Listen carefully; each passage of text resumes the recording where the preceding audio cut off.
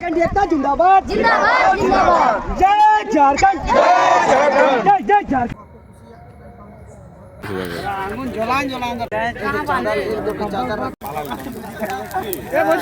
अभी 10 बज ही रहा है तो अभी यहाँ पे हम लोग बैठे हुए हैं, धरना दिए हैं क्योंकि हम लोग का मांग पूरा नहीं हो रहा है। और हम लोग कोई गलत नहीं बोल रहे हैं, कोई गलत मांग हम लोग का नहीं है। हम लोग का ये मांग सही है क्योंकि ये हम लोग का नक्शा में है। तो नक्शा में जो रास्ता है, जो हमारे पूर्वज इस रास्ते से गुजर चुके हैं शमशान की ओर, और अभी हम लोग का पीढ़ी आने वाला है वो भी इसी रास्ते से गुजरेगा, तो हम इस रास्ते को कैसे छोड़ दें।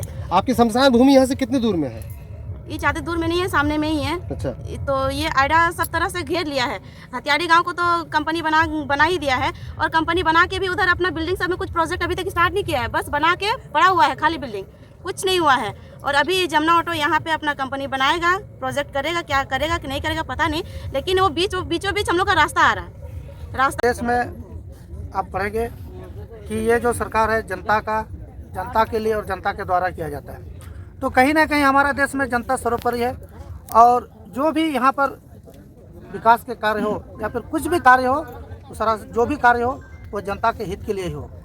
और इस लोकतांत्रिक देश में आप देखेंगे तो अभी के समय में, वर्तमान समय में, आज जो यहाँ नवंबर का महीना में ठंडी रात में सभी जो है लोग अपने अपने परिवार में, अभी का समय में सबको अपना घर पर बसेरा करना चाहिए, लेकिन आज एक मैदान पर हम लोग तिरपाल के नीचे बैठ करके आंदोलनरत कर रहे हैं। तो इसका मतलब आप समझ सकते हैं कि जहां हम कहते हैं कि जनता के लिए, जनता के द्वारा और जनता का सरकार का बात करते हैं, तो कहीं ना कहीं फेल नज़र आ रहा है। अभी का समय आप देखेंगे तो यहाँ का जो मसला है कि यहाँ पर हत्याड़ी गांव के जो बासिंदों का एक मांग है कि फुटबॉल ग्राउंड और साथ में जो ये रास्ता को लेकर के, ये अगर देखा जाए तो बहुत बड़ी मांग नहीं है।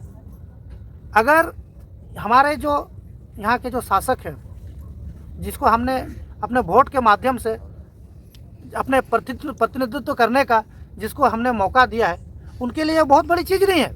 वो चाहती तो इनकी समस्याओं का हल करती, इनका जो रास्ता है वो रास्ता कभी मुहैया करती, और इनका जो खेल का मैदान है उसको भी आराम से मुहैया कराती। लेकिन समझने वाली बात यह है कि यहाँ पर जनताओं ने अपने वोट के माध्यम से उनको सरकार पर बैठाया, और वो सरकार जनता का काम ना करते हुए किसी कंपनी का काम कर रही है, कंपनी के बारे में बात कर रही है। तो बहुत ही दुर्भाग्यपूर्ण वाली बात है, इसको समझना होगा हमें।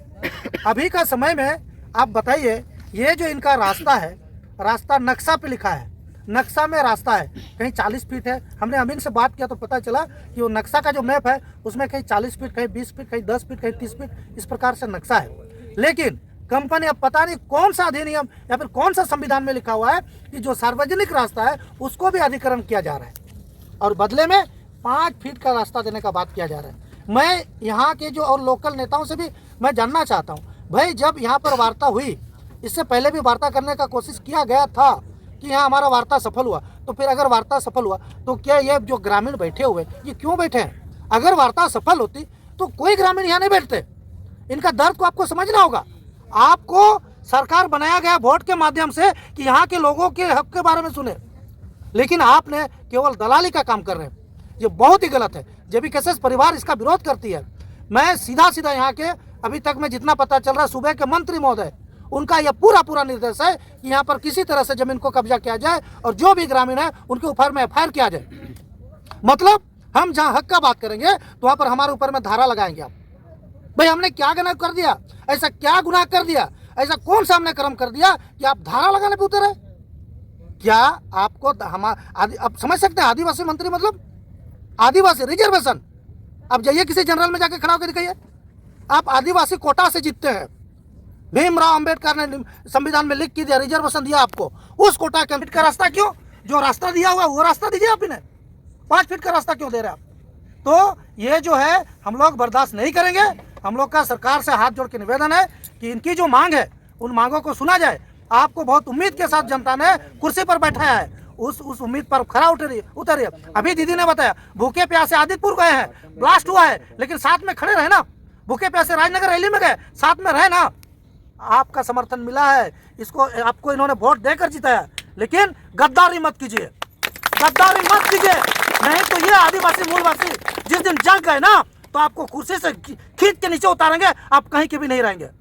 तो आपसे निवेदन है इस मामले को आप अविलंब लीजिए, तत्काल संज्ञान में लीजिए और इसका कार्रवाई कीजिए। अगर वास्तव में सही रूप से वार्ता हुआ रहता तो आज इतने ग्रामीण अभी रात को 10-11 बजे भरी ठंडी रात में अपना परिवार को छोड़ करके यहाँ पर बैठ करके यहाँ धरना प्रदर्शन में नहीं रहते हैं।